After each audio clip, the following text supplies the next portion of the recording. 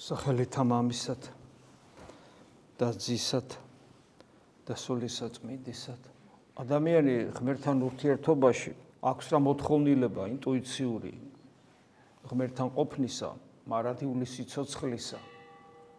ადამიანი ღმერთთან ურთიერთობაში ცდილობს იგივე უნარჩვევები გამოიყენოს, რასაც ამ სამყაროში იყენებს, რაც ამ სამყაროსთვის არის საჭირო, რაც მნიშვნელოვანია ამ სოფლის შემეცნებისთვის, აქაური ურთიერთობებისთვის.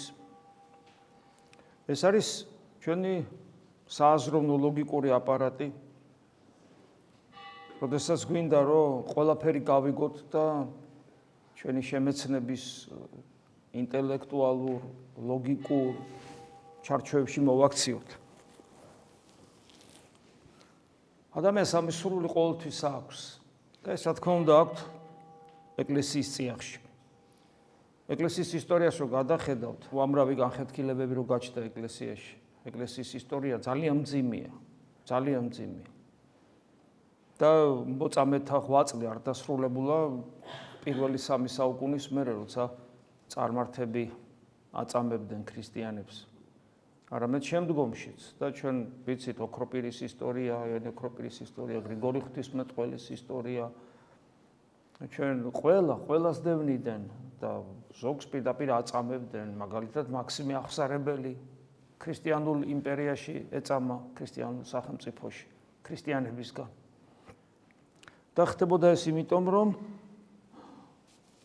ჩნდებოდნენ ადამიანები და მათ შორის უმაღლესი იერარქებიც ძალიან ხშირად, რომლებიც ცდილობდნენ, რომ უფრო მეტად გასაგები გაეხადათ ქრისტიანობა.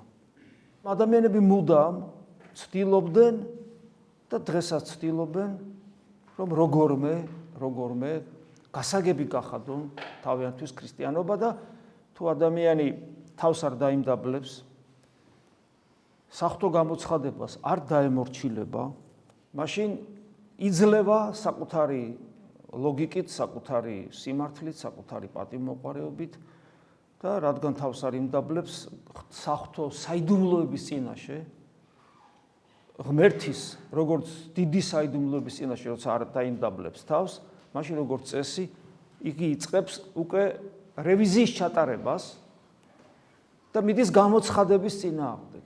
ხო საოცარია, უფალი ამბობს, მიიღეთ, ეს არის ხორცი ჩემი და ეს არის სისხლი ჩემი, ხო? და მე პავლე მოციქული როგორ გამარტავს და ასე შემდეგ ამ ყველაფერს, მაგრამ 2000 წლის განმავლობაში პირველი საუკუნიდან მოციქულები, მეორე საუკუნიდან მოციქულთა მოწაფეები, ხო? და ესე მოყოლებული სულ ადამიანები, რომელმაც თავის შესწირეს უფალს და სულიწმიდით სავსენი იყვნენ, ყველა ერთ და იგივეს ამბობს. დღეს შეიძლება გამოჩნდეს ადამიანი თქვას, რომ არა, ეს ასე არ არის და ამტკიცებს.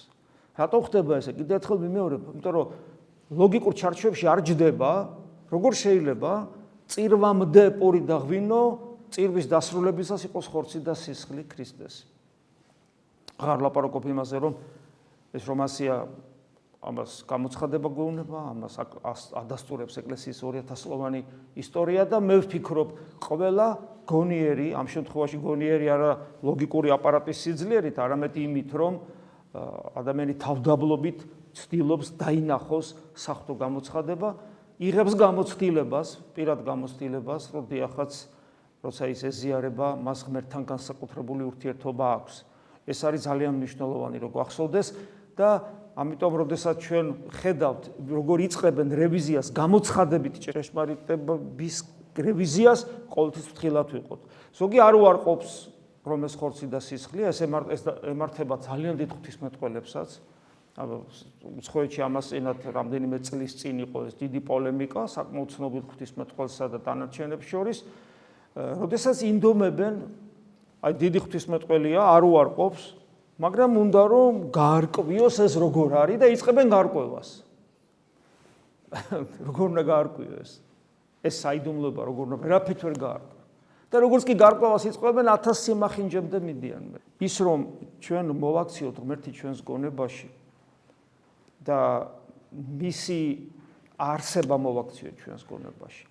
მისი გამოცხადება განმარტოთ ლოგიკურად და მისი განგებულება გამოვიცნოთ. მისი განგებულება გამოვიცნოთ, ეს პრაქტიკულად ხდება არის შეუძლებელი. აი არსებობს ხო ესეთი სიტყვები გამოუკვლეველ არიან გზანი უფლისანი. წმინდა წერილისეული სიტყვებია ეს და ეს მართლაც ასია. მართლაც ასია. ჩვენ ადრეს გითხარით, რომ ადამიანს აქვს თქვა შეხედულება ღმერთს, ღმერთი არის სიყვარული. აჰა, და ასკვნის, აღა ღმერთი სიყვარულია, ღმერთი უნდა მოქმედებდეს როგორ? უკვე მანიცის, ასე და ამგვარად. ან იტყვის, ღმერთი არის სამართლიანი. აჰა, რადგან ღმერთი სამართლიანი, ამიტომ და უკვე თვითონ წყვეტს, უნდა მოქმედებდეს ასე. აბა რა ვქნათ ადამიანი იტყვის? რა უყოთ ჩვენ სურვილს, რომ გვინდა შემეცნება? ეს ერთი, მეორე, თვითონ უფალი გვასწავლის, რომ რა არის მარადიული სიცოცხლე. მარადიული სიცოცხლეა შევიმეცნოთ ღმერთი. ანუ თუ ადამიანი ღმერთის შემეცნებისკენ არ მიდის, ის სასუფეველში ვერ შედის, თუ სასუფეველი თავად ღმერთია და ღმერთი ცოცხალია, მასთან პიროვნული ურთიერთობა არის გამსაზღვრელი ჩვენი ცხონებისა.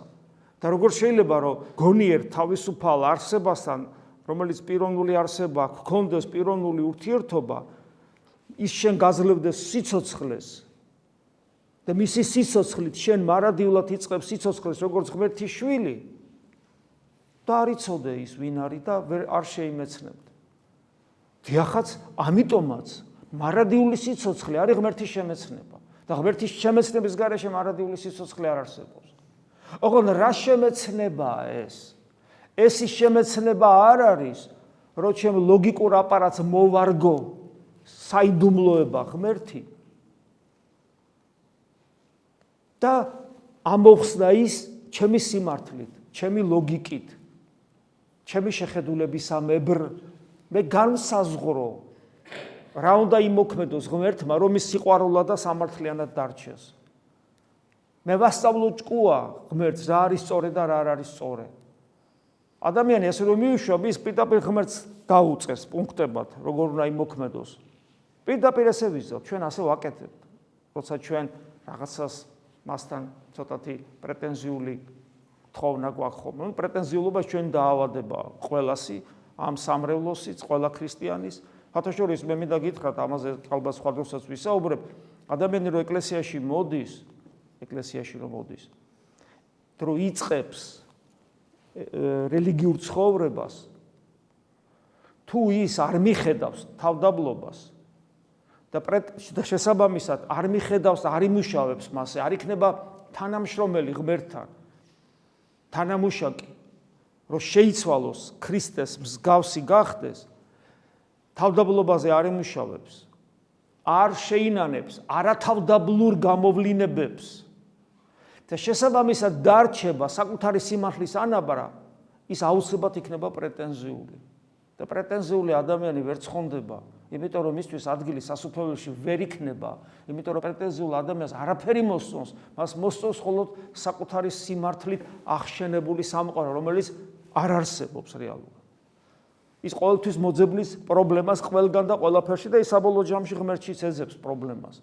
იმიტომ რომ არ მიდის ცხოვრება ისე, როგორც საჭიროა, როგორი ღირსიც ის არის. ამიტომ ეს ყველაფერი ძალიან საფრთხილოა. ხო და კითხვა ჩდება, რომ კი, მაგრამ აბა რა ვქნათ მაშინ? როგორ შევიმეცნოთ ღმერთი, როგორ გავხდეთ მისი ზიარი, როგორც პეტრე მოციქული ამბობს, მისი თანაზიარი როგორ გავხდეთ, როგორ გახდეს ის ჩემი სიცოცხლე, როგორ ვიყოთ მე და ღმერთი ერთნი, როგორც უფალი ამბობს იოანეს სახარებაში, მე მინდა რომ ვიყო ჩემიანებთან ერთნი, როგორც მე და შენ ერთნი ვარ და ისინი ჩვენ შორის ერთნი იყვნენ. ერთობა, არა პიროვნულობის ნიველირება და გაქრობა, როგორც აღმოსავლურ რელიგიებშია. არამედ ერთობა, როგორც მაგალითად ოჯახის წევრებს შორის არსებობს, მეგობრებში, დაძმაში, ცოლ-ქმარში, უახლოეს უერთგულეს მეგობრებში, როცა არ უღალატებენ ერთმანეთს, როგორც გრიგოლი ღვთისმეტყველი იყო მაგალითად ბასილი დიდი, როცა ამბობდა, რომ ერთნი ვიყავითო რა, ერთნი ვიყავით, იმდენად ისეთი მეგობრები იყვნენ, გესმით? ანუ რა ერთობაა ეს? უღალატო ერთობა, უანგარო ურთიერთობა, როცა ერთი მეორეს სიცოცხლით ცხოვრობს და პირიქით, გესმით? ეს უნდა ხდებოდეს ჩვენში. მაგრამ იოტისოდენა ეგოიზმიც კი როცა არსებობს, ის ამ ერთობას ანადგურებს და აცამტვერეს არაფერი აღარ არჩება. და ამიტომ დიახაც ჩვენ ღმერთთან ერთნი უნდა ვიყოთ, მაგრამ ეს არ უნდა გვაძლევდეს ჩვენ უფლებას, რომ ღმერთს მოვთხოვოთ ყოფიერების შემოქმედს, რომლის სიცოცხლითაც ჩვენ ვართ ცოცხლები, რომ იმოქმედოს ისე, როგორც ჩვენ გვინდა. ანუ არა იყავ ნება შენი, არამედ იყავ ნება ჩემი, იყოს ნება ჩემი. აი ეს უნდა კარგად გვახსოვდეს. იმისათვის რომ ეს მოხერხდეს, ჩვენ უნდა ეს თითქოს და ეხლა უკვე როცა ამ კუთხით შევხედავთ ჩვენ სულიერ ცხოვრებას, თითქოს ძალიან მარტივი გასაგები ხდება. რა უნდა გავაკეთოთ? უნდა ვკონცენტრირდეთ ქრისტეზე, როგორც სიცოცხლის წყაროზე. ის არის სიცოცხლის წყარო, ის არის გონიერების წყარო, ის არის სიბრძნის წყარო, ის არის ბედნიერების წყარო, ის არის სიმართლის წყარო, ის არის სიყვარულის წყარო. სხვა სიცოცხლე თუ არა ღმერთი არ არსებობს. ჩვენში ის იქნება იმდენად, რამდენადაც ჩვენ გულს გაუღებთ მასზე ვიქნებით აბსოლუტურად მასზე ორიენტირებულები და კონცენტრირებულები. როგორც კი ოდნავ ვეცდებით, რომ ჩვენი გავიტანოთ, იმ წამს ვცდებით მას, გესმით? აი ეს კარგად უნდა გვახსოვდეს. როგორც კი ვეცდებით, რომ ჩვენ გავიაზროთ ბოლომდე და ისე როგორც ჩვენ გვინდა, იმ წამს ვცდებით მას. ამიტომაც აი დღეს რომელთა მიმართ ეპისტოლეს ეს სიტყვები თუ ამ კუთხით შევხედავთ, რაღაც სხვა სიღრმეს იძენს, ფიქრობ მე. აი პავლე მოციქული, პავლე საერთოდ ეს არის საოცრება, აი სულ ფიქრობ ხოლმე, რომ ესე იგი იმდენად მნიშვნელოვანია პავლე, რომ ესე იგი ეს ნიჭიერებას, პავლის ნიჭიერება საიდან არის? ხო ღმერთმა მისცა ეს ნიჭიერება ამ ადამიანს, მაგრამ ღმერთი ხო ყველას აძლევს რაღაც თავისას და პავლესაც მისცა ეს. მაგრამ პავლე სამწუხაროდ ისეთ გარემოში მოხვდა და ისე აღიზარდა, რომ ეს ნიჭიერება სწორად ვერ წარმართა და ჩამოყალიბდა ქრისტეს მტრად. მაგრამ ეს ნიჭიერება მას ხო დარჩა. ოღონდ იყო სინდისიერი ადამიანი, მას გულწრფელად ეგონა, რომ რასაც აკეთებდა ეს იყო სწორი. რატომ? იმიტომ რომ ესეთი ფარისევლობა არა ცუდი გაგებით, არამედ ფარისევლობა როგორც რელიგიური პარტია ვთქვათ, ესე ვთქვათ, რაც მაშინ იყო გაბატონებული, ფარისევლური აღზრდა მიიღო. კიდევ მეორე ფარისევლური არა მლიქვნელური და ორმაგი სტანდარტების გაგებით, არამედ როგორც რელიგიური მიმდინარეობის გაგებით. მიიღო ღრმა ფარისევლური განათლება ერთ-ერთ საუკეთესო მოძღვართან გამალიელთან, რომელიც ასევე გულწრფელი ადამიანი იყო და გულწრფელად ერთგულებდა ღვთის რჯულს. მას არ ჰქონდა შესაძლებლობა სადმე სხვაგან გაეხედა და იყო ძალიან სულით დუღარე და გულმხურვალე ბუნებით, ეს ნიჭი იყო მისი. მას ჰქონდა ძალიან ღრმა აზროვნება. ეგეთი ღრმა აზროვნება, როგორც პავლე მოციქულს აქვს, არ ვიცი. და ამავე დროს ძალიან თამამი აზროვნება. აი კადნიერი აზროვნება აქვს რა. ოღონდ ეს კადნიერება იყო ესეთი ნიჭის თვალსაზრისით შვილებრივი კადნიერება. აი მართლა მეფის შვილივით იყო, შეიძლება ასე ითქვას, ან დაკარგული მეფის შვილივით. აი ესეთი ნიჭები მისცა მას ღმერთმა, მაგრამ ეს ნიჭები ვერ განავითარა სწორი მიმართულებით, არამედ სამწუხაროდ იმ აღზრდის გამო სხვა მიმართულები წავიდა, ამიტომ ის დევნიდა ეკლესიას. და ღმერთმა არ დატოვა, მისი ნიჭები არ დაკარგა და იმდენად მნიშვნელოვანი იყო მისი ნიჭები ქრისტეს საქმის გაგრძელებისთვის, რომ უკვე ზეცად ამაღლებული მაცხოვარი ეცხადება და მის ცნობიერებას შემოატრიალებს. ოღონდ იქაც ჩანს, რომ არა ძალადობით. რა თქმა უნდა, ის ღვთის გამოცხადება ძალიან ძლიერია მასში, ნათება და რა ვიცი, ვეღარ ხედავს და ეს ყველაფერი. მაგრამ არჩევანი მას მაინც ეძლევა, ეუბნება შენ უნდა გააკეთო ეს იმის პანანი ამ ღვთლის პირი. შეიძლება გააკეთებინა, შეიძლება არ გააკეთებინა. გესმით? და შემდეგ უკვე აი ამის მერე მშვიდად ეცხადება პერიოდულად და ასწავლის. შეიძლება მიიღო, შეიძლება არ მიიღო. ანუ მე მის თქმა მინდა რომ უფალმა პავლე მოიძია ამ ნიჭების გამო და ეს ნიჭები რის გამოც უფალმა წარმოიდგინეთ სპეციალურად მოიძია და მოციქულთა რანგში აიყვანა, ეს ნიჭები გადმოიღვარა მის გამოცდილებაში და შესაბამისად მის ნაწერებში და ეს ნაწერები წინ გვიდევს გესმით რა შეასაკ. და რასაც ჩვენ მათ უგულებელყოფთ და გვერდს უვლით და არ ვკითხულობ და არ ვღმავდებით და ძალიან რთული გასაგებია მე მინდა გითხრათ რამდენ რამეს ვაკლებთ ჩვენ საკუთარ თავს. ვერ იგებ პავლე მოციქულს, იცოდეთ რომ ვერ იგებ ქრისტეს. იმიტომ რომ ყველაზე სიღრმისეულა. რა თქმა უნდა სხვა მოციქული იონე მოციქულს ისეთი რაღაცები აქვს, საერთოდ იონეს ახარება ხო საერთოდ.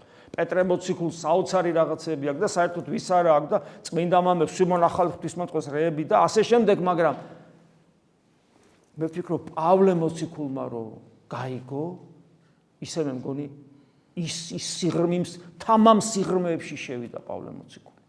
და ამას პეტრე მოციქულიც ამბობს, რომ ჩვენი ძმაო პავლეო ისე მეტყველებს, რომ ძალიან ბევრი გამოუცდელი სულიერად ვკოლდებაო. პავლეს კი არ დააბრალა, გამოუცდელი, სუსტი. პავლე ისე ქადაგებს, ისე სიღრმეებში ჩადის, რომ ადამიანები იბნეოდნენ. გესმით რა შეასაკა. ამიტომ პავლე მოციქული არის ძალიან ძვირფასი თუ ადამიანს სურს მართლა ჩაწვდეს ქრისტიანობის სიღრმეებს. ხო და აი პავლე მოციქული ამბობს, ვინც დღეზე ფიქრობს, უფლისათვის ფიქრობს, ну ამაში იგულისხმება, რომ აი ყოფიერების ყოველდღიურობა ჩვენი რა. ჩვენი ყოფიერება, ჩვენი სიცოცხლე, აი დღეს გუშინ იყო, ეხლა მე ხვალე იქნება გესმის და აი ჩვენ ვართ, მაგრამ როგორ ვართ? უფლისათვის. ანუ არა მაქვს არც ერთი დღე ღმერთის გარეშე. გავიღვიძე ღმერთით ვიღვიძებ, ვიძინებ ღმერთით ვიძინებ. ვჭამ, სვავ, ყველა რასაც ვაკეთებ. ანუ დღე, აი ცოცხალი რო ვარ ღმერთით. ყველას რაღაც საქმე გვაქვს. მეც მაქვს რაღაც საქმე, სამღვდელო თქვა, ახსარებები უნდა მივიყო, მე კიდე რაღაცა იქ საქმეები მაქვს უამრავი ხო? ასევე თითოეულ თქვენგანს რაღაც საქმეები აქვს, მაგრამ არც ერთი წამი არ არის რომ ღმერთის გარეშე ვიყოთ. იმიტომ რომ თავარი ამ დღეს, აი დღეს მაგალითად, თავარი ჩემი საქმეები არ არის, მათ შორის თქვენი ახსარებების თქვენ წარმოიდგინეთ. თავარი არის ღმერთთან ვიყოთ და ღმერთთან ყოფნით იკურთხება ყველა საქმე, ახსარებაც, თებშის გარეცხვაც, რაღაცა ბიზნესის დაწყებაც, ესე იგი სახელმწიფო სამსახურში ყოფნაც, ყველაფერი, დიასახლისობაც, ყველაფერი იკურთხება თუ მე თლიან დღეს ღმერთს უძღვნი, ღმერთო ეს დღე შენია. მადლობა რომ ძილი გამაღვიძე. მე ვიძინებ, მადლობა ღმერთო რომ მშვიდობით გამატარებ და ეხლა გებედები რომ მშვიდობიანი ღამე და კვლავ შენ გემსახურო და შენ გადიდო. ანუ აი ეს დამოკიდებულება. უფლისათვის ვართ ეს, უფლისათვის ფიქრობს. და მე აგზელებს, ას გითხარით, ვინ ჭამს უფლისათვის ჭამს და მადლს წირავს ღმერთს. ხო, ეხლა ეს ხო 2-2-4-ია. აი გიჭირავს რაღაცა პომიდორი გიჭირავს ხელში და შენ გააკეთე, განა ღმერთისგან არ არის. ანუ რას შეჭამ, ის რაც ღმერთისგან არ არის. ყველაფერი ღმერთისგან არის. სიცოცხლეს ჭამ, შენ ჭამ სიცოცხლეს. მიწის ჭამა ჩვენ არ შეგვიძლია. მიწას ჭამ სცენარე და ხდება სიცოცხლე. და იმ სიცოცხლეს ჭამ შენ გესმის. ცხოველსაც რაც ჩვენთვის ღმერთმა მოგცა, ყველაფერს რასაც ჩვენ ჭამთ, ის არის სიცოცხლე. შენ თუ სიცოცხლეს არ შეჭამ, შენი ბიოლოგია არ იცხოვრებს. უნდა ჭამოს სიცოცხლე ღმერთის მიერ შექმნილი, შენ ვერ შექმნი მას, რომ შენ ესე იგი ბიოლოგიურად იცოცხლო. და ასევე ჩვენ ჭამთ მარადილ სიცოცხლეს ზიარების დროს, ლოცვის დროსაც მარადილ სიცოცხლეს ჭამთ, რომ ჩვენ მას სულმა მარადილ სიცოცხლეში, ჩვენი სული მარადილ სიცოცხლეში იმყოფებოდეს. ამიტომ ვინც ჭამს უფლისათვის ჭამს და მადლს წირავს, ხოლო ვინც არ ჭამს, ანუ ვინც ასკეტს ცხოვრებას ეწევა მარხულობს სიტყვაზე, აქ უკვე ღვაწლი შემოდის. ღვაწლი, ხო? უფლისათვის არ ჭამს. ანუ ვიღაცა დიეტაზეა, რომ გახდეს, მაგრამ ვიღაცა იკლებს საკვებს არა დიეტის გამო, არამედ იმის გამო, რომ უფალს უძღვნის ამ თავის ღვაწლს, გესმით? ანუ ყველაფერს აკეთებ უფლისათვის და ისიც მადლს წირავს ღმერთს. არც ერთი ჩვენგანი, პავლე მოციქული აგრძელებს. ანუ ამით რისი თქვა მინდა, ესე იგი ადამიანი გონებაში თავის სიმართლის თარგზე კი არ ჭრის ღმერთი როგორი უნდა იყოს, როგორ უნდა იქცეოდეს. არამედ ცხოვრობს თავად ადამიანი იწყებს ცხოვრებას ღმერთისთვის. თითქოს ფიზიოლოგია დავიძინე, გავიღვიძე რაღაც ამქვეყნიური ცხოვრება ჭამასმა, ყველაფერს ღმერთისათვის აკეთებს. და მე აგზელებს პავლე მოციქული, არც ერთი ჩვენგანი არ ცოცხლობს თავისი თავისთვის. სხვა ადგილას იტყვის არ გეკუთვნის შენი ხორცი და შენი სული შენ არ გეკუთვნის გააპროტესტე პავლე გეუბნება არ გეკუთვნის მე გიხსნის რატო არ გეკუთვნის იმიტომ არ გეკუთვნის რომ ძალიან ეს არის იმდროინდელი იურიდიული ტერმინოლოგია იურიდიული ახსნა გამოსასყიდია გადახდილი შენზე აი მონის მდგომარეობაში იყავი და დიდი ფული გადაიხადეს შენს და გამოგისყიდეს იმ ტყვეობიდან და ვინც გამოგისყიდა ვისი ხარ ახლა იმისი ხარ ეს არის იმდროინდელი იურიდიული მონათლობელური წყობაა ხო იმდროინდელი ტერმინოლოგიებით ხსნის პავლე მოციქული იყავი ეშმაკის ვიღაცა საშნელი ვიღაცის მონა იყავი და კარგმა კეთილმა კაცმა გამოგისყიდა და ეხლა იმას ეკუთვნი ანუ ქრისტემ გამოგისყიდა ძალიან დიდი განზიგადა არის გადახდილი ამაში ეს არის ქრისტეს უბიწო ხორცი და სისხლია გადახდილი იმაში რომ შენ გამოსყიდული ხარ და ამიტომ პავლე მოციქული მე გეუბნება მორალურ პასუხისმგებლობას გაკისრებს ამიტომ და იურიდიულსაც გნებავ შენი თავი არც ხორცი და არც სული შენ არ გეკუთვნის თუ ადამიანი ამას გააპროტესტებს აქვს უფლება კი აქვს უფლება ოღონდ ვინც გამოგისყიდა იმისი აღარ ახარ ანუ ქრისტეზე უარს ამბობ გესმით და როგორ ფიქრობთ სად აღმოჩნდებით ისევ იქ საიდანაც გამოგისყიდა მესამე გზა არ არსებობს შენ არ ახარ ის ძალა რომელიც მესამე სამეფოს შექმნის არის სასუფეველი არის ჯოჯოხეთი შენ მესამეს ვერ შექმნი იმიტომ რომ ეშმაკი შენზე ძლიერია მაშინ რადგან შენ ღმერთზე უარს ამბობ და აღმოჩნდები ჯოჯოხეთში ნებისმიერი ცდელობა არის სხვადასხვა რელიგიები რომ შექმნან ეს მესამე ეს არის ადამიანური ფანტაზიები ვერ შექმნი შენ ამას შეუძლებელი იქნება ან კომუნიზმი რა იყო მაგალითად ან ლიბერალიზმი რასაც გთავაზობს დღეს 60-ის დედამიწაზე ვინც გთავაზობს 60-ის დედამიწაზე ყველა მაგას ცდილობს არაფერი არ გამოვაქეთ არც გამოდის არც გამოსულა შეუძლებელია ღმერთს რო უარყოფ იწყება ეშმაკის ბატონობა შენ სულზე საზოგადოებაზე და მე ამ ვითომ სოციალურ თანასწორობას, კომუნიზმს, ლიბერალიზმს მოაქვს საშნელი ომები, უბედურებები, უკიდურესი გარყვნილებები და რომელიც საბოლოოდ რა თქმა უნდა დასრულდება ისე როგორც დასრულდება როგორც აღწერილია აპოკალიფსში. ამიტომ გეუბნება არც ერთი ჩვენგანი არ ცოცხლობს თავისი თავისთვის, არც არავინ კვდება თავისთვის. ნახე შენი სიკვდილიც არ გეკუთვნის შენ. არამედ შენი სიკვდილი უმნიშვნელოვანესი საქმეა, რომელიც უნდა მიუძღვნა უფალს, როგორც გარდაცვალება მასში. პასუხისგებელი ხარ, ამიტომაც არ შეიძლება თუნდაც თავის მოკვლა არ შეიძლება, არც პირდაპირ გზით, არც ირიბად საკუთარი თავის უგულებელს ყოფით, თქვა, სხვადასხვა მავნეჩვევებით არ შეიძლება საკუთარი თავის მოკვლა, იმიტომ რომ არ გეკუთვნის თავისთვის არავინ კვდება, ჩვენი სიკვდილიც ქრისტეს ეკუთვნის.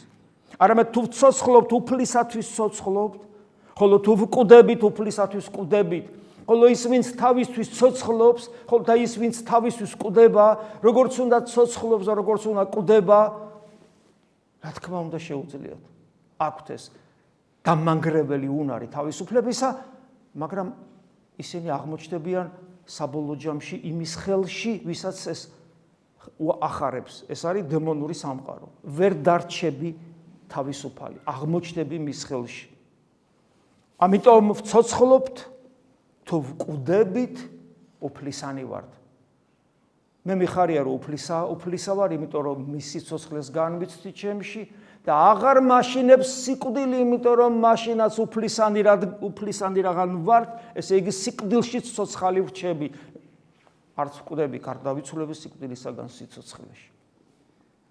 რადგან ქრისტე იმისთვის მოკვდა და გაცოცხლდა, რათა უფლებდეს მკვდრებზეც და ცოცხლებზეც. ვერ ვნახავ მე ჩემ ადამიანურ გზაში სიკვდილის ჩათვლით ადგილს, საფლავის ჩათვლით, სიკვდილის ჩათვლით ვერ ვნახავ ადგილს, სადაც ღმერთს გავლილი არ ქონდეს. ყველგან არის ქრისტეს კვალი, ქრისტეს სადაც გაულია, ყველგან გზა არის მისი, რომელიც სასუფევლად მიმიყვანს. ეს თუ მე ღრმად მაქვს გაცნობიერებული, მაშინ რა თქმა უნდა მშვიდად ვარ, იმიტომ რომ არაფერი მემუქრება, ყველგან ჩემი უფალია.